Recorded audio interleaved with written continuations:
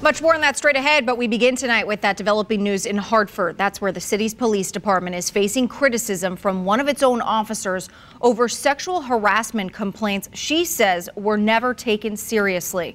Hi, everyone, and thanks for joining us tonight at 11. I'm Erin Connolly. And I'm Mark Zinni. This is a story we've been working all day long, and tonight we have some brand new information. Channel 3's Matthew Campbell is live in Hartford right now with more details on what he's uncovered. Matthew? Well, Mark and Aaron, we got this memo from two sources within the city, and in it we learned that this officer initially raised her concerns over a sergeant's behavior back in May. She says that the department here did nothing, and now she's blasting the sergeant for his alleged actions and the department for their alleged inactions in this memo that she filed 2 days ago.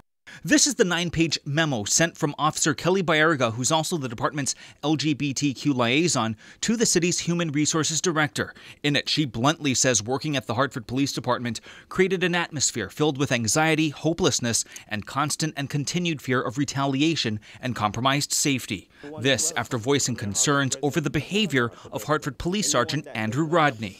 According to the document, Baerga and Rodney are part of the recruitment division, and since April of last year, Baerga says the sergeant made various comments that crossed the line. Complaints include gawking at female recruits, making crude remarks about Baerga's sexuality, and making crude sexual gestures.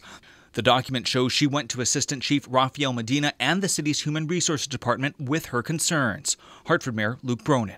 The very day that a complaint was made, the officer who was accused was moved from the unit to minimize contact with the individual who filed the complaint, and a formal investigation was initiated. But filing the complaint may have backfired because Baerga says after Rodney was interviewed, he retaliated against her, confronting her at the department and shouting at her, and allegedly placing a fake gun in the backseat of her cruiser. Baerga also alleges she was still paired with Rodney 4 times after the complaint, making her feel incredibly dirty every time he lasers me with his eyes. This memo also describes a brief meeting with Hartford's HR director, Sharice Cherry, in January. Baerga told her Rodney wasn't disciplined and she didn't feel safe. Baerga says Cherry told her she offered solutions to the department and was curious why nothing was done. Mayor Bronin admits he's not happy it's taken nearly a year for action. I think it's taken too long, and that's why I said to my team today that we have an obligation not only to investigate thoroughly, but to do it swiftly. Now, in the memo, Baerga writes that Rodney did apologize for his actions. Tonight, we did reach out to Internal Affairs, the Hartford Police Union, and Baerga herself. We did not hear back from any of them. Mark, Aaron.